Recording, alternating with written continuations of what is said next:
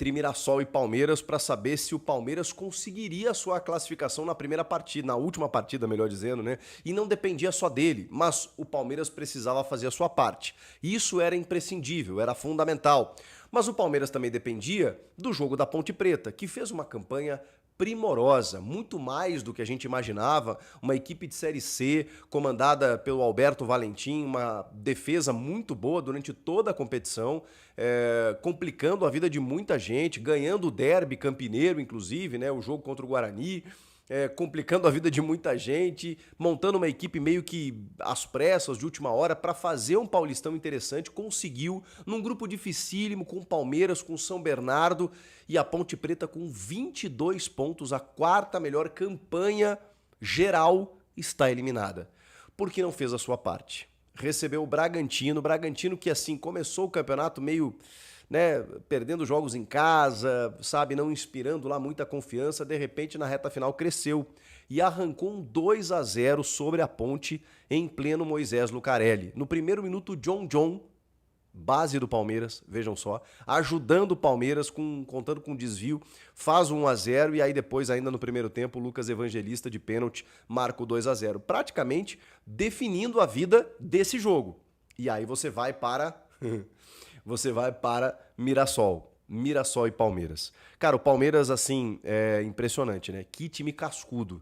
Eu projetava já uma classificação porque eu imaginei que o Palmeiras não fosse perder a oportunidade de fazer a sua parte. E o que acontecesse no outro jogo, o jogo da Ponte, o Palmeiras não controlava, né? O Abel tem muito esse discurso. A gente pode agir com aquilo que a gente controla. O que a gente não controla não dá. E o Palmeiras se colocou nessa situação. E também é preciso dizer que realmente num grupo difícil, o Palmeiras termina, gente, com todas as dificuldades, com toda a crítica sobre o trabalho do Abel, com o trabalho da Leila, do Anderson Barros, com 23 pontos. 4 pontos atrás do líder geral, que é o Corinthians, e a terceira melhor campanha, atrás do São Bernardo aí no número de vitórias, que também terminou com 23 pontos nessa primeira fase. Ou seja, a segunda melhor campanha em pontos, dá para dizer assim, empatado com o São Bernardo, mesmo com todas as dificuldades. E aí nesse último jogo, cara, o Palmeiras assim arrebentado, sem o Gomes lesionado, sem o Murilo suspenso, a dupla de zaga foi Benedetti e Naves. Ele abriu as laterais sem o Piquerez também, com o Vanderlan e o Marcos Rocha. Aí no meio de campo, ele abriu com o Emiliano Martinez, que virou titular nessa reta final, né? O Aníbal Moreno meio que perdeu espaço, até entrou no decorrer da partida. O Richard Rios, esse sim titularíssimo, e o Rafael Veiga. E na frente o Facundo, o Estevão e o Flaco Lopes. Do meio para frente até um time até interessante. Um Palmeiras que no primeiro tempo não estava jogando bem, aliás o jogo não estava legal, o Mirassol já classificado, né, vai enfrentar o Corinthians, já vou falar sobre isso, e o Mirassol não chegava tanto, mas aí entrou em cena Alex Muralha. O Alex Muralha é garantia de emoção, né, cara, impressionante.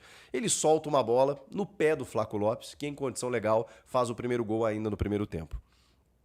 Vem a segunda etapa, e aí o Mirassol chega ao empate com o Yuri Castilho, acho que o Yuri Castilho.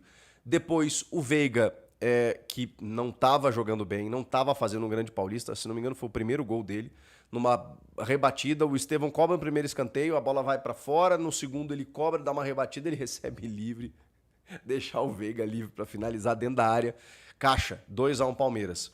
E aí o Mirassol ainda consegue um empate no finalzinho com a entrada do Léo Gamalho, né? Porque aí o Mirassol estava tentando chuveirinho, não tinha um cara de área, entrou o Léo Gamalho, aquele que já jogou por 800 clubes, né? Centroavante, o Ibra brasileiro, foi lá e de cabeça empatava, eliminando o Palmeiras. Mesmo com a derrota da Ponte, estava eliminando o Palmeiras até os 41 minutos do segundo tempo, quando entra o Alan e de cabeça numa jogada pela esquerda também faz o 3-2. Que loucura, gente. Foi com sofrimento, foi com emoção, foi 41 minutos, gente. 41 minutos. E olha que o Mirassol ainda teve bola na trave do Chico Kim, se eu não me engano. Mas percebam que na dificuldade extrema que o Palmeiras está enfrentando de elenco,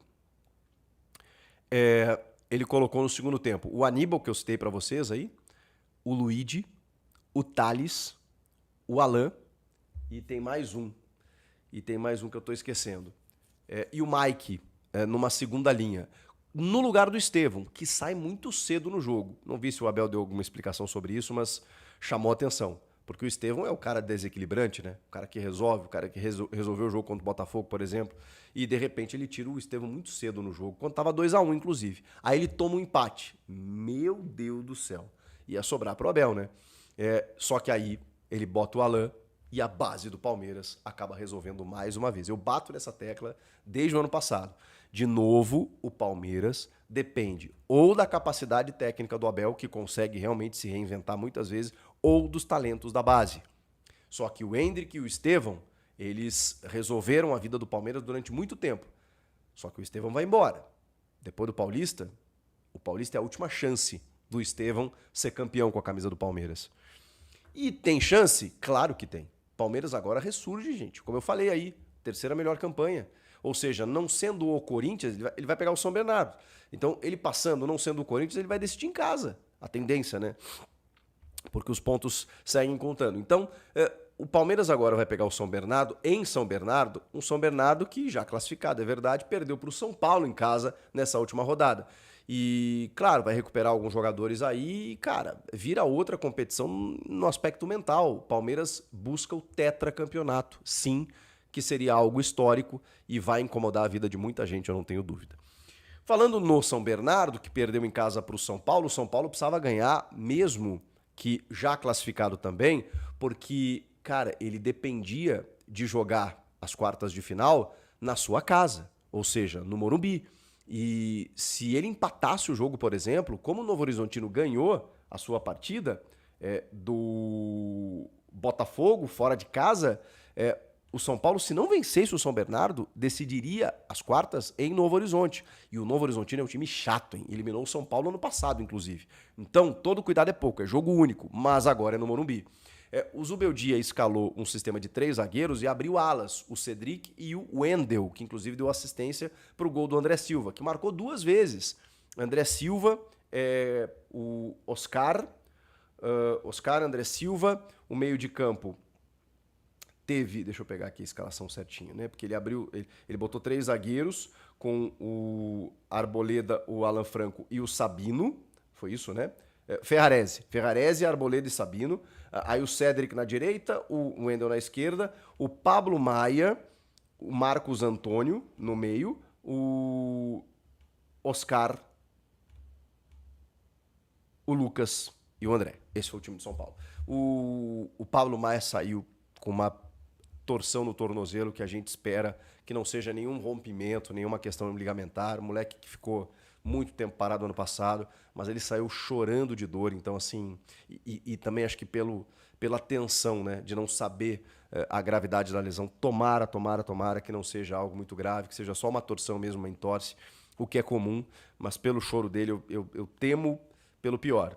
Tomara que não, verdadeiramente estou torcendo aqui, um moleque sangue bom demais e que merece uma sequência aí com a camisa do São Paulo. Pois bem, foi um time diferente do Zubeldia, mas que venceu bem. O André Silva, hein, pedindo passagem, marcou 2 vezes. O São Bernardo descontou, chegou a dar trabalho para o Rafael em algum momento, e aí complicaria o São Paulo nessa questão do mata, e aí vem o terceiro com o gol do Arboleda. 3-1 para o São Paulo em São Bernardo, e olha, precisava dessa vitória. Vamos para outros confrontos. Cara, o Santos meteu 3-0 na Inter de Limeira, a pior equipe da competição, rebaixada para a Série A2, não conquistou nenhuma vitória, e o Neymar, primeiro jogo dele atuando 90 minutos, simplesmente acabou com o jogo, né? Deu assistência, fez um gol olímpico, inacreditável. Os caras ainda provocando ele ali na bandeirinha do escanteio, né? E ele, tá bom, pum, caixa. E que golaço, né? A bola vai, viaja, bate na trave e entra. Sacanagem o que o senhor Neymar Júnior está fazendo. E, cara, é outro que veio, eu falei do Estevão, né? Que veio para, teoricamente, ir embora na metade do ano, e o Paulista é a chance de título. E seria uma história, um roteiro fantástico, né? O Neymar voltando ao Brasil, levando o Santos, que vem de uma Série B, que foi vice-campeão ano passado, ao título paulista. É bem possível. Do meio para frente, é um Santos muito bom. Soteldo, Neymar, Tiquinho, Guilherme.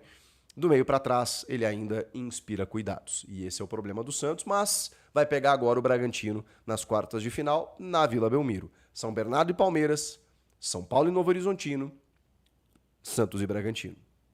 A outra, Quartas de final é Corinthians e Mirassol. Os dois já classificados. O Mirassol perdeu para o Palmeiras e o Corinthians empatou em 2-2 com o Guarani, num jogo meio modorrento, meio nhaca, meio, né, com time misto, aquela coisa toda, né, com o Ramon mais uma vez rodando o elenco, tem pré-Libertadores na quarta-feira. O Romero fez 2 gols, mas cedeu empate ao Guarani 2 vezes, porque a defesa também, meu Deus, do Corinthians, e esse é o problema. É um Corinthians líder geral, 27 pontos, chega bem para a fase de mata, mas agora o bicho pega. E no momento em que o bicho pegou, nos clássicos, nos jogos mais importantes, venceu o Santos, é verdade, jogando na Neoquímica Arena. E essa é a vantagem, vai decidir tudo em casa. E essa sim é uma grande vantagem pela força que a Neoquímica Arena tem por conta da fiel torcida. De resto, se atrapalhou contra o São Paulo e contra o Palmeiras nos grandes jogos, né? E nem vou citar esse jogo da pré-Libertadores aí, que nem pode ser uma ameaça, porque eu imagino que o Corinthians vai atropelar no meio da semana e avançar. Que mais que a gente tem que destacar? Dos rebaixados, né? Além desses classificados. A Inter de Limeira e o Água Santa, que perdeu para o Velo Clube, e o Velo também é uma grande história da competição.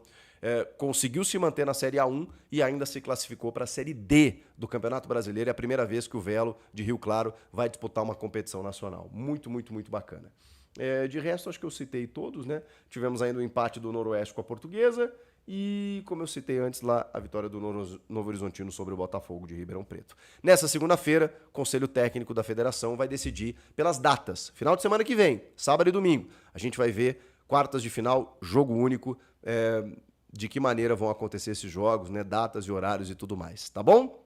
São Bernardo e Palmeiras, Corinthians e Mirassol, Santos e Bragantino, São Paulo e Novo Horizontino. E agora, quem passa? Comenta aqui, inscreva-se no canal, eu volto na próxima. Tchau!